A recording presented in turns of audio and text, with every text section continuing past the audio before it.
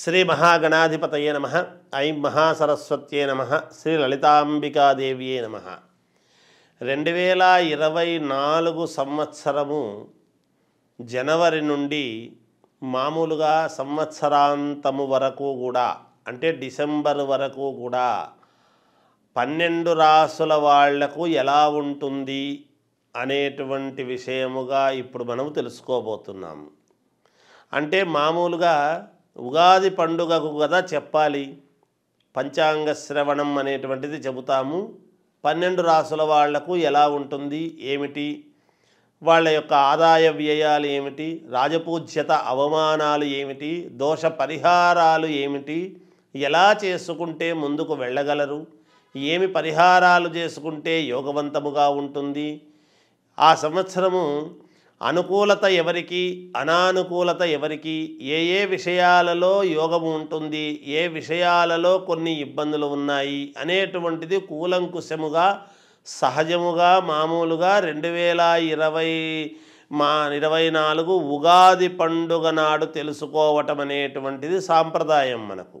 అయితే మరి ముందుగానే ఎందుకు చెప్తున్నారు అంటే, మరి ఎంతో కొంత రేపు సంవత్సరం ఎలా ఉంటుంది, ఏది ఎన్ని మాట్లాడినా 2024 జనవరి 1 అంటే ఆంగ్ల సంవత్సరమే అయినా కూడా మనమైతే డేట్ వేయడం అనేటువంటిది చేస్తున్నాం కదా. ఆ సూచిస్తున్నప్పుడు శుభసూచకముగా కొంతమందికి చాలా వరకు యోగవంతముగా ఉంది కాబట్టి కొన్ని విషయాలు చెబితే బాగుంటుంది అని అనేటువంటి దాని వలన సూచనప్రాయముగా తెలియచేయటానికి ముందుకు వచ్చాం. ఉగాది పండుగ నాడు ఎలాగో కూలంకుశముగా ఆమూలాగ్రముగా తెలియజేయడం జరుగుతుంది. కానీ అసలు ఓరల్గా ఎలా ఉంటుంది, రేపు సంవత్సరం ఎలా ఉంటుందో ఏమో అనేటువంటి ఆందోళన ఎటువంటిది లేకుండా ఉండటము కోసము ఈ 12 రాసుల వాళ్లకు కూడా ఎలా ఉంటుంది అనేటువంటి విషయముగా కొన్ని విషయాలు మనము చెప్పుకుందాం. అందులో భాగంగా ఇక 12 రాసుల వాళ్లకు ఎలా ఉంటుందో ఇప్పుడు మనము తెలియజేస్తాను, వినండి. కర్కాటక రాశి వాళ్లకు ఈ 2024 జనవరి నుండి సంవత్సరాంతము వరకు కూడా ఎలా ఉంటుంది అని గనక ఒక్కసారి మనం అనుకున్నట్లయితే, తర్వాత మళ్ళా ఎలాగో ఉగాది పండుగకు చాలా కీలకమైనటువంటి అంశాలన్నీ కూడా వెల్లడించబోతాము అప్పుడు. కానీ మచ్చుకు కొన్ని మంచి యోగాలు ఉండేటప్పుడు చెప్పాలి కదా అనే ఉద్దేశ్యంతో సదభిప్రాయంతో చెప్పడం జరుగుతూ ఉన్నది. మీరు మనస్సులో ఏదైతే అనుకుంటారో మీ కోరికకు తగ్గట్టు అనుకూలముగా గ్రహస్థితులు ఉండబోతున్నాయి. మీరు ఏదనుకున్నా జరుగుతుంది గాక. అందరి శ్రేయస్సు కోరి మీరు చేసేటువంటి పనులకు అందరూ మీ వెంట ఉండి మీకు దాసోహం అనేటువంటి విధానముగా ఉండబోతూ ఉన్నది. మీరు ఏదైనా సంకల్పము చేసినప్పుడు దృఢంగా మనస్సులో ఖచ్చితంగా ఇది నెరవేరాలి అనేటువంటి భావనతో మీరు చేసుకుంటే చాలుగాక, తప్పకుండా విజయము మీ వెంటే ఉంటుంది గాక. మీరు అనుకున్నటువంటి పనులన్నీ కూడా పూర్తి చేసుకుంటారు. వృత్తి ఉద్యోగాలలో ఒక ఉత్తీర్ణత అనేటువంటిది సాధిస్తారు ఈ సంవత్సరములో. అలాగే నలుగురికి మీరు ఆశయవంతముగా ఉండి, నలుగురికి ఆదర్శప్రాయముగా ఉండి, వారందరికీ కూడా మీరు మేలు చేసే విధానపరమైనటువంటి పనులు మీరు చేపడతారు. మిమ్మల్ని నమ్ముకున్న వాళ్లకు మీరు ఎట్టి పరిస్థితుల్లోనూ న్యాయం చేకూర్చేటువంటి విధానముగా మీది ఉండబోతుంది గాక. చిన్నపాటి మనక్లేశము అనేటువంటిది కలగవచ్చును, కానీ ఎక్కడా అధైర్యము చెందవద్దు. వ్యాపారము చేసుకునేటువంటి వాళ్లకు చాలా అంటే చాలా అనుకూలముగా ఉన్నది. శుభకార్యాలు చేసేటువంటి వాళ్ళు చేస్తారు. ఏదైనా వివాదాలు ఉంటే కనుక స్థిర చరాస్తులలో వివాదాలు సఫలీకృతమయ్యేటువంటి విధానముగా మీకు యోగము ఉంటున్నది, మేలు జరుగుతుంది గాక. అలాగే విద్యార్థులకు అత్యంత యోగదాయకముగా ఉన్నది. వ్యాపారము చేసుకునేటువంటి వాళ్ళు మీరు ఏ దృక్పథముతో అయితే వ్యాపారము పెట్టారో ఆ లాభము మీరు పొంది తీరుతారుగాక.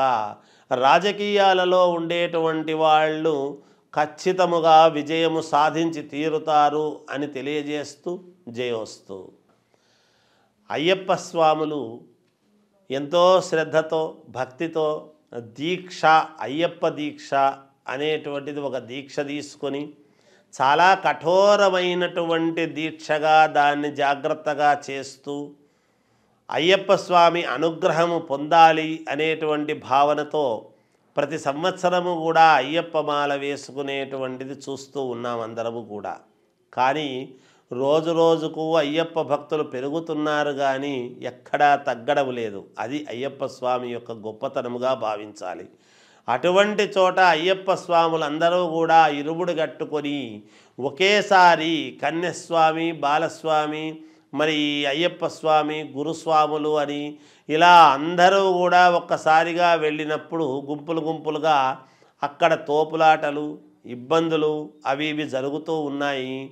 దీక్ష ఎలా అయితే తప్పకుండా చాలా శ్రద్ధగా చెయ్యాలి అని అనుకుంటున్నారో మీరందరూ కూడా అయ్యప్ప స్వాములందరూ కూడా జాగ్రత్తగా స్వామివారి దగ్గరికి వెళ్ళి అక్కడ స్వామివారికి ఇరుముడి మొక్కు అది తీర్చుకొని పంబానదిలో స్నానము అది చేసి స్వామివారి 18 మెట్లు ఎక్కి స్వామివారికి అభిషేకము, నెయ్యాభిషేకము చేసుకొని కన్నులారా స్వామిని దర్శించి ఆయన అనుగ్రహము పొంది అంతే సంతోషముగా యథావిధిగా ఇంటికి శ్రద్ధగా తిరిగి రావాలి అనేటువంటి కోరికతో అందరూ నెమ్మదిగా వెళ్ళండి. హడావిడి పడకుండా అయ్యప్ప స్వాములు తోటి అయ్యప్ప స్వాములు అని అక్కడ తోసుకోకుండా జాగ్రత్తగా ఒక క్రమశిక్షణతో ఒక పద్ధతి ప్రకారముగా అయ్యప్ప స్వాములు ఇప్పటికే చాలా వరకు పాటిస్తూ ఉన్నారు. నిజానికి అయ్యప్ప స్వామి దీక్ష మాల వేసుకున్నారు అని అంటేనే ఎలాగైనా సరే స్వామి అనుగ్రహము పొందాలి అనేటువంటి తపనతో మాల వేసుకుంటున్నారు.